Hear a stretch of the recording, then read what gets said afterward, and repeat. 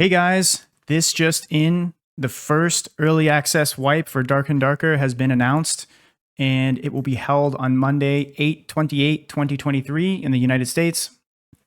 And this is a true reset. All character levels, items, gold, your stash, skills, everything will be reset. That is everything except for the bluestone shards you've earned for your progression on that track. They also came out with a big list of patch notes. This announcement was in the Discord. You can find the source material there. However, I just copied it into this Word document so I could highlight stuff and present it more easily to you guys. So first and foremost, they did add a new character slot like everybody's been asking for, so you can create at least one of every character. They did this primarily because they decided to make the classes free from the shop, so it kind of makes sense that you can just create one of each class now. I'm going to be skipping some of this sort of fluff material that I don't find quite as important and focusing on the highlight points here. One of the biggest changes I think that everybody will feel is the game times have been increased. So there will be less circle pressure and there will be less time pressure in specifically High Roller, in specifically Goblin Caves. They've even added an additional portal to the Goblin Caves circles. So it should be a lot easier for people to escape. I think this Goblin Caves one specifically, people have complained that it's tough to find because the map is so stratified by height. It's a little bit tougher to find those portals if they spawn on other floors. It really sucks to wipe the whole lobby and then die to the circle, which I've definitely done in High Roller. I've done in Goblin Caves. So I think this is a great change. It'll feel a little bit more fair, hopefully. There's some miscellaneous changes here, but the next big change is the armor rating curve and the nerf in general to armor rating stacking. So it says here that the armor rating curve has been modified and slightly flattened at the very high range. For those of you who don't know, each stat has a sort of hidden scaling to it so that each point of armor rating gives you a slightly different amount of physical damage reduction at different levels of gear investment. So what this is saying is at the very high end of the armor rating curve, each additional point of armor is going to get you less and less damage reduction. You're going to see fewer Gigatank fighters running around with capped damage reduction. In addition to this change, they reduced the cap to physical damage reduction from 90% to 85%. Now, if you know anything about how this stat scales, this is a huge, huge nerf because the closer you get to 100% physical damage reduction, the more valuable each point of additional damage reduction is. But this should really shake up the meta. The days of the Gigatank fighter in the middle, I'm not going to say they're over because 85 is still a very high number, but it's going to be much less common to see that running around in the dungeon. Now, the next few changes here are related to the Rogue, and I'm a little bit confused why they decided to do this. The Rogue has been nerfed in a lot of different ways here. Rogue's double jump has been nerfed and now applies a temporary movement speed reduction when landing, as well as the maximum height of the double jump has been reduced. So all the people complaining that rogues are too mobile, double jump has been nerfed.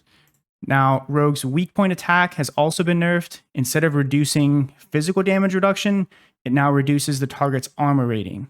The way weak point worked before is it reduced the physical damage reduction stat itself. So on average, I believe this is going to be a nerf. But again, we're going to have to see how the actual numbers work out there. This is a huge one. The Rogue can no longer equip the hand crossbow. I find this sort of a strange change. The Rogue can still bring 10,000 throwing knives if he wants to, but I guess they had an issue with the way rogues are able to zone players. I think this is going to be hugely impactful in something like the Goblin Caves. If you've spent any time in there, you'll know occasionally you get these rogues that are able to just zone the crap out of you. There's a couple more things about fighters, but I don't think they're super impactful. Ranger's penetrating shot now grants more armor pen, so they're adding ways to deal with armor as well as nerfing the effectiveness of armor. So I really do have concerns for the fighter players out there, but again, we'll have to wait and see. This next change is huge. It's so nice. Everybody's been asking for this. Din of Darkness has been nerfed heavily. This line reads, Din of Darkness attribute damage ratio has been reduced from 10/30/50 to 6/9/12. So what this means is the effectiveness of added damage to the Din of Darkness ability, that is added damage you can acquire on gear, additional magic damage, has been reduced. So it used to be that it applied at a 50% value. So if you had 10 additional magic damage on gear, it would actually do 5 additional damage using the Din of Darkness ability. However, now that's been reduced to 12%, which obviously is going to be a huge, huge nerf to the amount you can scale this ability. Functionally speaking, the ability is still overpowered. You can hit people through walls. You can hit people through multiple floors of the dungeon. It has ridiculous range. You can barely hear it being applied to you. I still think it'll be effective. However, the amount of rage induced from this little drum beat should hopefully go down as of this next patch. Another nerf to the drum meta here, instruments are now bard only. So the days of a barbarian running around busting doors down using the drum, So Bad Strange style, are now over. So another change here, again, a fighter nerf, but really a bard and anyone who can use the falchion nerf as well. The falchion damage has been slightly reduced. The falchion is weird. I feel like the range was honestly the bigger problem than the damage, and that is remaining unchanged. So we'll have to see how this one feels. This last set of changes is sort of just around armor penetration. Armor penetration has been added to a bunch of different weapons.